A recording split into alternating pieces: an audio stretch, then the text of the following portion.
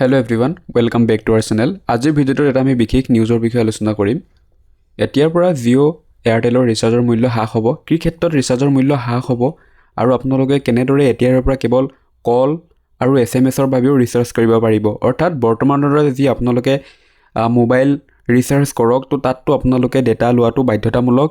দৰকাৰ হ'লে আপোনালোকে সেই ডাটা ইউজেই নকৰক, আপোনালোকে কেৱল এটা কিপেড মোবাইলে ইউজ কৰক। ষ্টিল আপোনালোকে ৰিচাৰ্জ কৰোঁতে সেই ডেটা থকা প্লেনটোহে আপোনালোকে এক্সেছ এমাউণ্ট পে' কৰি আপোনালোকে পাৰচেছ কৰিব লাগে।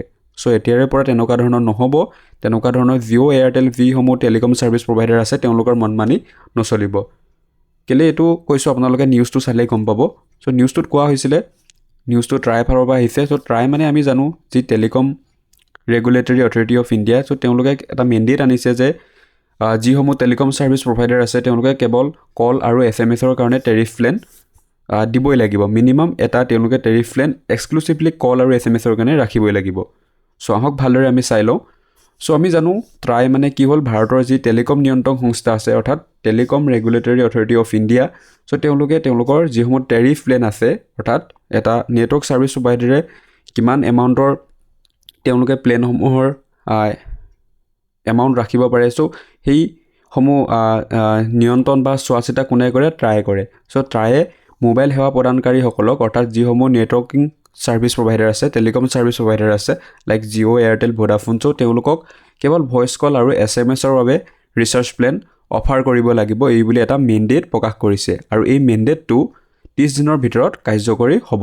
নিউজটো আছিলে 23 ডিচেম্বৰ, অৰ্থাৎ আপোনালোকে 2025 চনৰ 23 জানুৱাৰীৰ পৰা আপোনালোকে নিজৰ য'ত আপোনালোকে ৰিচাৰ্জ কৰে, অনলাইন কৰে বা দোকানত কৰে, তাত আপোনালোকে এনেকুৱা ধৰণৰ প্লেন পাই যাব। ঠিক আছে। আৰু ইণ্টাৰনেট ডাটা কিনিবলৈ কোনো বাধ্যবাধকতা নালাগে। অৰ্থাৎ আপোনালোকে কেৱল ফোন কৰিবৰ কাৰণেও ৰিচাৰ্জ কৰিব পাৰিব বা কেৱল SMS-ৰ কাৰণে। ধৰি লওক আপুনি দুটা চিম চলাই আৰু এটা চিমত কেৱল আপোনালোকে বেংকিঙৰ কামসমূহ কৰে। তাততো আপোনালোকৰ UPI যেনেদৰে গুগল পে', ফোনপে' এইবোৰ যদি আপোনালোকে ৰেজিষ্টাৰ কৰিব লাগে, ভেৰিফিকেশ্যনৰ কাৰণে এটা মেছেজ যায়। চ' তাৰ কাৰণে আপোনালোকে কেৱল এটা ছিংগুল মেছেজ পেক ল'ব পাৰে। ঠিক আছে। তেনেকুৱা য'ত আপোনালোকে এক্সেছ এমাউণ্ট পে' কৰিব নালাগে। 50 টকা বা আপোনালোকে এটা মিনিমাম 49-59 এনেকৈ ৰিচাৰ্জ কৰিলে আপোনালোকে এটা মেছেজ পেক পাই যাব। অৰ্থাৎ আপোনালোকে কেৱল 249 বা 349 ৰিচাৰ্জ কৰিলেহে যে আপোনালোকে সেইটো মোবাইল চলাব পাৰিব, তাত থকা নেটৱৰ্কিঙৰ সুবিধাসমূহ ল'ব পাৰিব, এনে নহয়।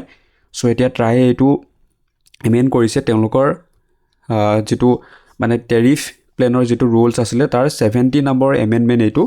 চ' তাৰ তেওঁলোকে এইটো সংশোধন কৰিছে যে এটা মিনিমাম এটা এমাউণ্ট তেওঁলোকে ৰাখিবই লাগিব। চ' এতিয়া আমি আহোঁ, এই চেঞ্জটো কিয় কৰিব লগা হ'ল?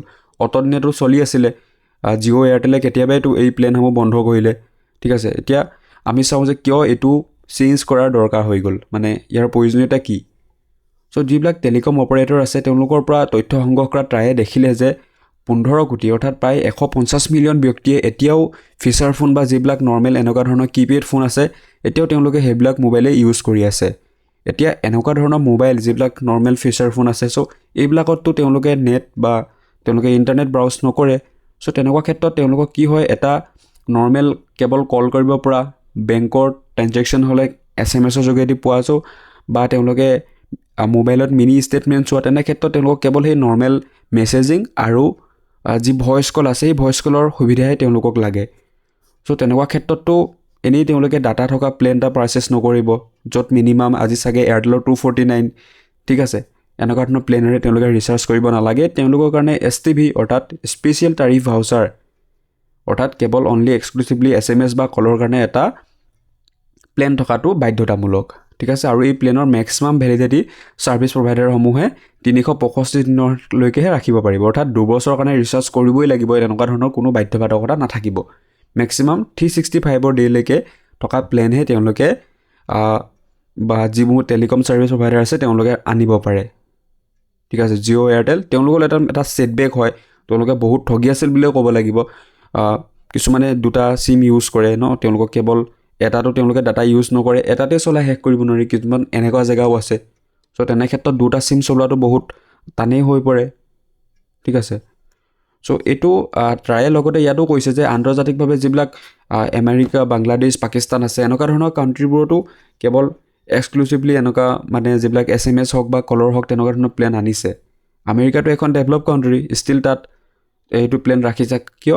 কাৰণ কিছুমান ছিনিয়ৰ চিটিজেন আছে, আমাৰ ককা আইতা তেওঁলোক আছে, তেওঁলোকেতো মোবাইল কেৱল কথা পাতিবলৈ ইউজ কৰে, নেট তেওঁলোকে ইউজ নকৰে, ঠিক আছে। গতিকে তাৰে এইটো নিয়মানে খুব ভাল কৰিছে বুলি ক'ব লাগিব।